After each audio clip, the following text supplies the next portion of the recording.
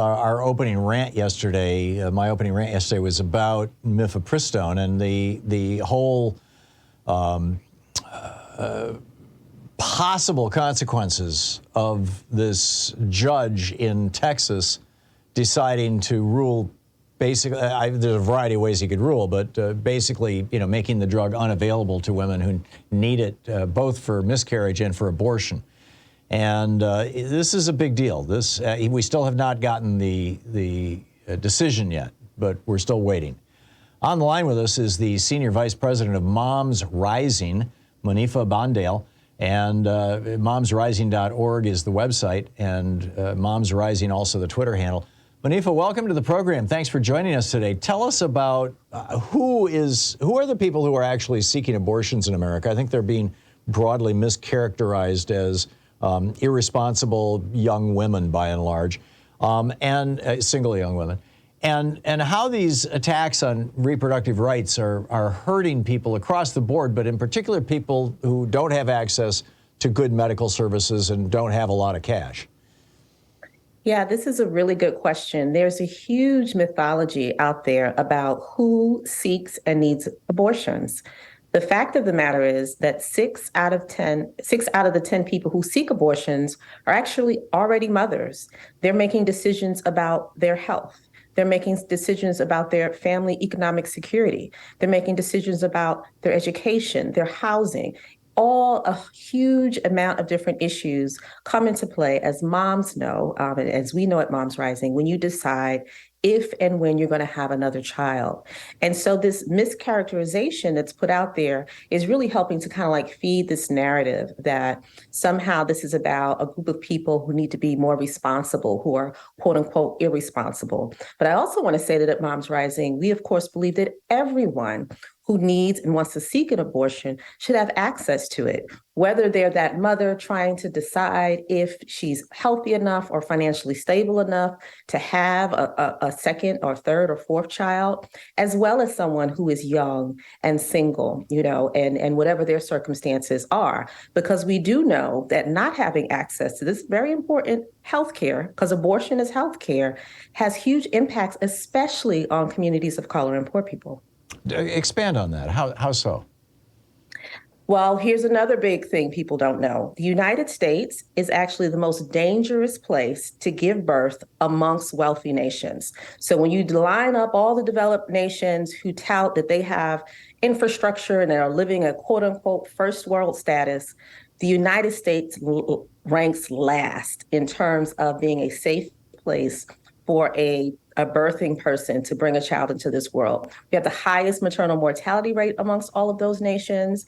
And when you look at who is experiencing the most maternal mortality, which is death during birth, labor, and postpartum, or maternal morbidity, which is becoming close to dying or having some type of long-term health issue during birth, it is disproportionately Black women and Indigenous women.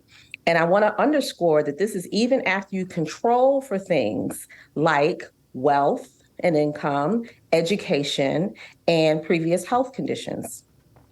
So this is purely a function of structural and institutional racism? Absolutely. And it's compounded, right? Like it's sexism is why maternal health care is so poor in this country, compounded by the structural racism. So you have these huge racial disparities. And of course, class always plays an issue as well. That kind of sits on top of it. But what we are finding is that at the core, at the heart of this maternal mortality crisis that we're having in the United States, because guess what? The rates are going up since the pandemic began, is racism, structural racism. We receive stories from moms all over the country that talk about their experiences in labor and delivery. And so much of what is putting their lives at risk are things like being ignored, not being listened to, being treated callously and racist. And all of these things have these hugely negative and sadly deadly consequences. Yeah, it truly is tragic. What is the, and in fact, I think it builds on the studies that, for example, painkillers in hospitals, that Black people are less likely to have good pain management than white people. And this goes back to this perception or mythology or cruel mythology from slavery eras that people with dark That skin Black don't people feel experience pain. less pain. Exactly. Yes. Yeah. And it goes back to the slavery era, like you said, but even recently, if you look back 10 years, this was still being taught in some medical schools, Oh my right? God. They still had the studies buried in the books that medical students had access to, that somehow Black people experience less pain than white people. And in fact, we only recently are moving past a racist predictor around kidney function. You know, there was this mythology that Black people had a different kind of kidney function from white people, and therefore Black people were waiting longer who needed kidney transplants than white people because of these mythologies about the physiological makeup, right, of Black bodies. Right. So it goes back, but it's also recent, because as soon as you're teaching a medical student that Black people have different kidney functions for some reason because of race, all other kinds of things can sit on that, like experiencing less pain. And then, of course, wrapped up in that is the criminology, how Black people have been criminalized.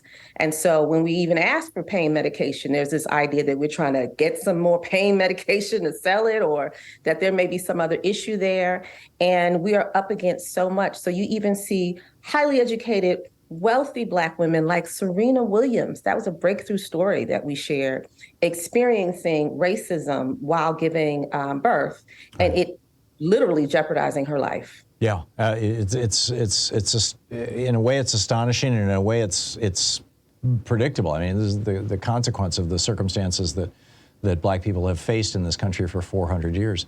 The lawsuit in Texas, I haven't heard anything out of this court. Do you know the status of this lawsuit, or are we all just waiting, for the next shoe to drop? And if so, what are the possible ways in which that shoe can drop, and what would the impacts of those be?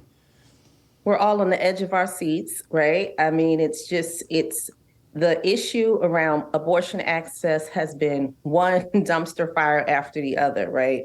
Ever since Roe fell because of the Dobbs decision, and states one by one, the trigger states put abortion bans in place right away. And so it's been whack-a-mole. This judge in Texas should be issuing a decision any day now, or maybe even any minute now. And it would essentially try to ban access to abortion medication that people have been using for decades. Right. It's been safe Safely by the FDA. Yep. Say that one more time. I'm sorry, I was just agreeing with you. Keep going. Yeah, and so it's going to impact not just people who live in the states that are trying to ban abortion.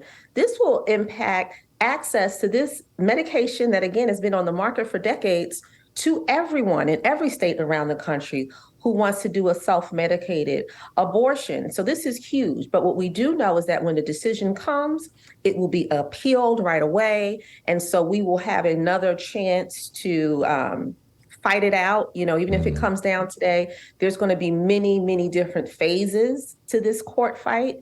And ultimately, though, if the people who have brought this lawsuit prevail, we will lose access to a very important medication. Right, and this will force women back into surgical abortions, which forces them back onto sidewalks where these religious freaks can yell and scream and spit at them and photograph them and follow them home and get their license plate numbers and publicize their homes and their addresses and their phone numbers and things, and essentially torment them. And in states like Texas, if a woman has left the state when she comes home, might have really terrible circumstances awaiting her, including a $10,000 fine. And it's important to understand that wealthy women, women who have great means, will always be able to seek the services they need, right? Through private doctors, clinics, probably even access banned medications. This will disproportionately impact everyday folks, people of color, poor folks, people who can't who can't fly out of the country if they need to, right? To do what they have to do and come back, and not have it be something that's public, or, like you said, not be stalked at a clinic. And I also wanted to underscore that we've already talked about maternal health and what bad outcomes and experiences that Black women and Indigenous women have in healthcare facilities. So driving women back into these same types of circumstances, is also emotionally and mentally exhausting. It takes a toll on your health overall to constantly be put back into these systems and institutions that are racist. Yeah, I view this as sadism. I think these people are sadists who want to push these women back into these circumstances. I think they delight in torturing these women, but I may be just totally nuts in that regard. Anyhow, Monifa, thank you so much for dropping by and speaking with us. Thank you so much for having me. I do want to make one really quick point, which is that there's a direct connection between the maternal mortality rates in states that have a high maternal death rate and states that ban abortions. It's the same states.